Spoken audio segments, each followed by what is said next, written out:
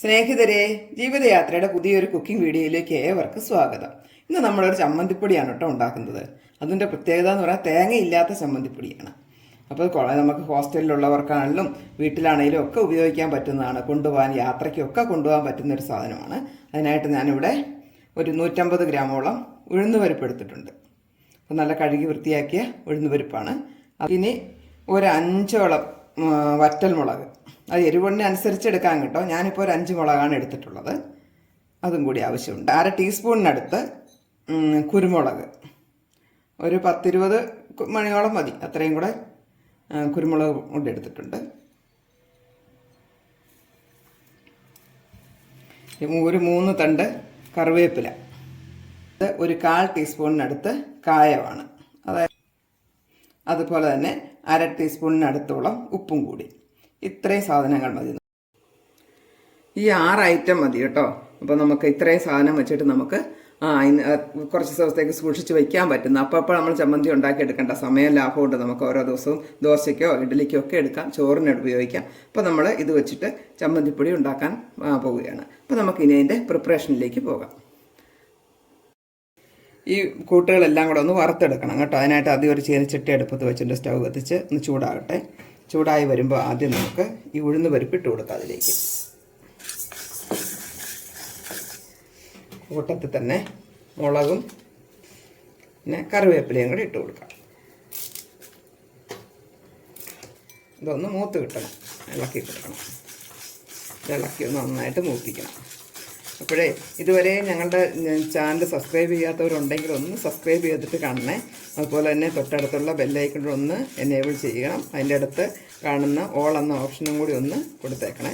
എന്നാൽ മാത്രമേ നമ്മുടെ വീഡിയോസ് നിങ്ങൾക്ക് നോട്ടിഫിക്കേഷൻസ് വഴി അപ്പോഴപ്പോൾ കിട്ടുകയുള്ളൂ. അപ്പോൾ നിങ്ങളുടെ കമൻസ് എന്തായാലും അറിയിക്കണം. ഞങ്ങൾ ഒരുപാട് കുക്കിംഗ് പാചകങ്ങൾ ഇപ്പോൾ ചെയ്തിട്ടുണ്ട്, കുറേ എണ്ണമായിട്ടുണ്ട്. അതൊക്കെ ഒന്ന് കണ്ട് നിങ്ങളൊന്ന് ട്രൈ ചെയ്തിട്ട് നിങ്ങളുടെ അഭിപ്രായം എന്ത് തന്നെ ആയാലും കമൻറ്റിൽ ഒന്ന് അറിയിക്കുകയും കൂടെ ചെയ്യുക. മറ്റുള്ളവർക്കൊന്ന് ഷെയർ ചെയ്തുകൊണ്ട് കൊടുക്കുക പരമാവധി. ഇപ്പം നമ്മുടെ ഉഴുന്നൊക്കെ ഇവിടെ ഏകദേശം മൂത്ത് വരുന്നുണ്ട്, ഒന്ന് ചുമന്ന് വരണം.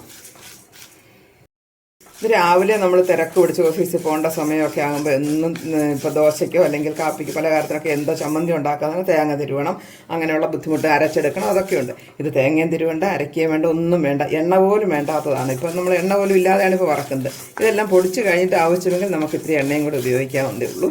വേണ്ടാത്തവർക്ക് അതില്ലാതെയും കഴിക്കാം. അപ്പം നമുക്ക് എല്ലാവരും ഒന്ന് ചെയ്ത് നോക്കണം കേട്ടോ. വളരെ എളുപ്പമാണ്. നമ്മുടെ എല്ലാം വീട്ടിലുള്ളതാണ്. ഈ ഉഴുന്ന്, കറിവേപ്പില, ഉപ്പ്, മുളക്, കായം, ഇതൊക്കെ നമ്മുടെ വീട്ടിലെപ്പോഴും അടുക്കളയിലുള്ള സാധനം തന്നെയാണ്. ചെയ്തു വെച്ചാൽ നമുക്ക് സമയ ലാഭമാണ്. അപ്പോൾ ഈസി റെസിപ്പികളാണ്. ഇതുപോലെ ഒരുപാടെണ്ണം ഞങ്ങൾ ചെയ്യുന്നത്. അപ്പോൾ നിങ്ങളെല്ലാം ഒന്ന് കണ്ടു നോക്കിയിട്ട് ട്രൈ ചെയ്ത് നോക്കുക. അപ്പോഴത്തേക്കും നമുക്ക് നമ്മുടെ എടുത്തു വെച്ച കുരുമുളകും കൂടി ഇട്ട് കൊടുക്കാം.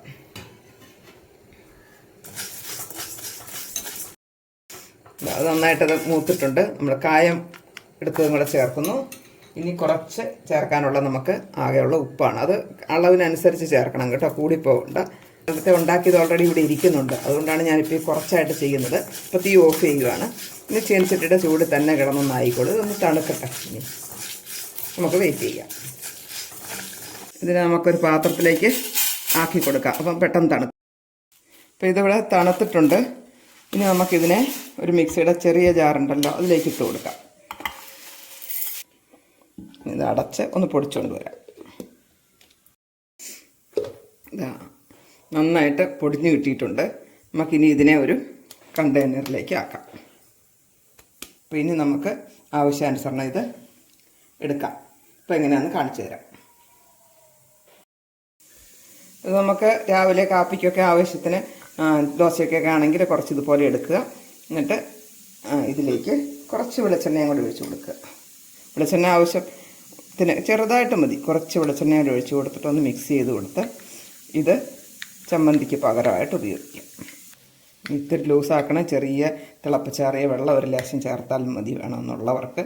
കുറച്ചുകൂടെ ഗ്രേവി ആയിട്ട് വേണമെന്നുണ്ടെങ്കിൽ ഇത് നല്ല ടേസ്റ്റാണ് കഴിക്കാൻ. ഇത് ഉപയോഗിച്ച് ദോശയൊക്കെ തിന്നാണ്.